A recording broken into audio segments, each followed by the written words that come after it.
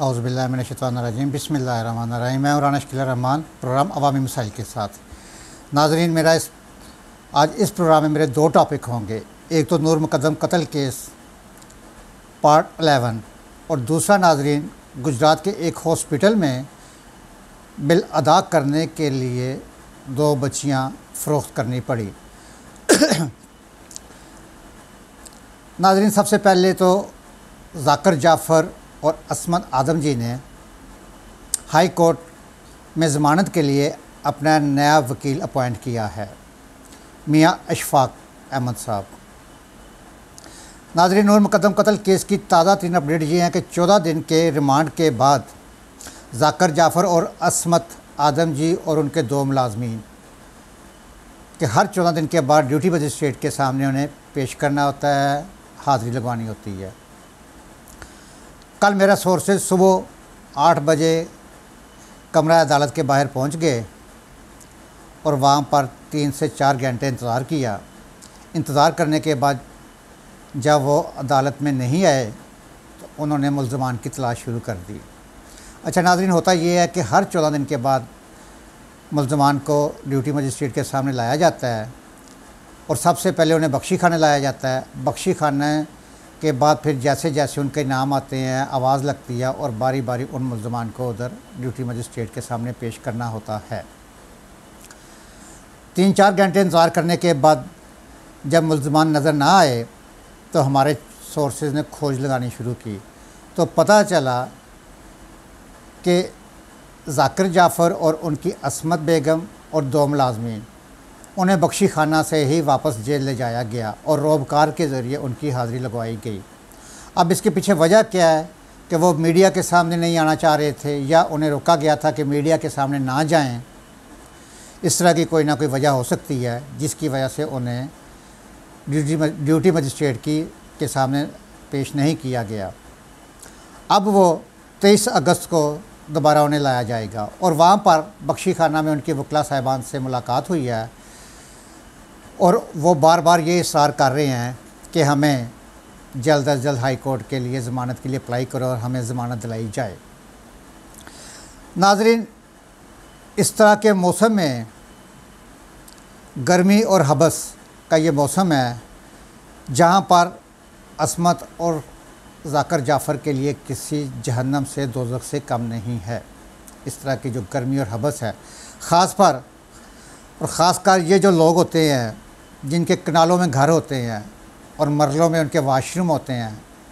अब सोचिए ज़रा, एक आम आदमी के लिए जेल का एक दिन काटना मुश्किल होता है और इन लोगों के लिए तो जहन्नम से कम नहीं होगा कि जिनके कनालों में घर होते हैं और मरलों में वाशरूम होते हैं और जहाँ पर आपको पता है कि कैदियों के लिए वहाँ पे जेलों में वाशरूम का कैसे इंतज़ाम होते हैं, उन्हें खाना पीना क्या दिया जाता है, पंखे किस तरह के होते हैं और वाशरूमों के क्या हालत होती है उधर। तो इस लिहाज से उनके लिए एक एक मिनट काटना मुश्किल हो रहा है।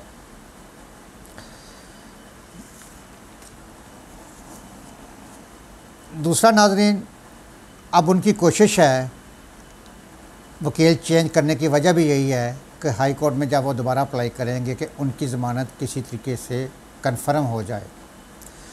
आने वाले टाइम में इसके बारे में अपने नाज़रीन के साथ शेयर करेंगे कि जैसे जैसे हमें अपडेट आएंगी और अपने नाज़रीन के साथ शेयर करते जाएंगे। दूसरी खबर नाज़रीन, इंतहाई अफसोस के साथ और दिल हिला देने वाली कि गुजरात के एक हॉस्पिटल में ये वाक़या पेश आया कि जहाँ पर दो नामालूम बच्चियाँ पैदा हुई और हॉस्पिटल का बिल कितना था, 32,500। अमले ने वो बिल लेने के लिए उन दो बच्चियों को 32,500 में फ़रोख्त कर दिया और बच्चियों के वालिद से एक सादा कागज़ पर साइन करवाए गए और साइन करवाने के बाद वो बच्चियाँ 32,500 में फ़रोख्त की। मतलब एक बच्ची 16,250 रुपये की कीमत है कि एक बच्ची की अल्लाह सुब्हान ताला बच्ची को रहमत बैस से रहमत समझा जाता है और बच्ची हर घर में रहमत होती है। हमारे इस्लाम में हमारे नबी पाक सल्लल्लाहु अलैहि वसल्लम अपनी बेटी से बहुत प्यार किया करते थे कि बेटी घर में बायसे रहमत है और जिसकी आज के दौर में 16,250 रुपये बच्ची की वैल्यू रखी गई है। अस्तगफिरुल्लाह। हम किस साइड पे जा रहे हैं? हमारा पाकिस्तान इस्लामी जमहूरिया पाकिस्तान इस्लाम के नाम पर मुल्क बना, और जहाँ पर एक इंसान की कीमत, एक बच्ची की कीमत 16,250 रुपये है। नाज़रीन, इसमें वालिद का कसूर भी है, हॉस्पिटल वालों का कसूर भी है। वालिद का कसूर ये है, देखें इसमें ईमान की कमी है ना, ईमान की कमी की वजह से कि वो हो सकता है वो बाप को बच्चियां बोझ लगती हों कि ये बच्चियों को मैं किस तरह पालूँगा, क्या करूँगा। जिस तरह आजकल लोग बच्चियों से दूरी इख्तियार कर रहे हैं या बच्चियों को अपने ऊपर बोझ समझ रहे हैं। और दूसरी तरफ हॉस्पिटल वाले कि जिन्होंने अपना बिल लेने के लिए 2 बच्चियों को फ़रोख्त किया और अपना बिल वसूल किया। अब यहाँ पर नाज़रीन, हुकूमत वक़्त हम आवाम पर और सिविल सोसाइटी पर और हर एक बंदे पर यह फ़र्ज़ आयद होता है कि इस तरह के जो घिनौने काम होते हैं उनको किस तरह रोका जाए।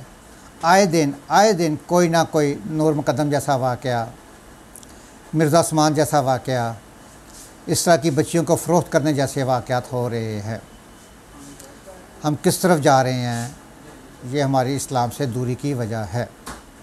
इस प्रोग्राम के साथ इजाज़त दीजिए।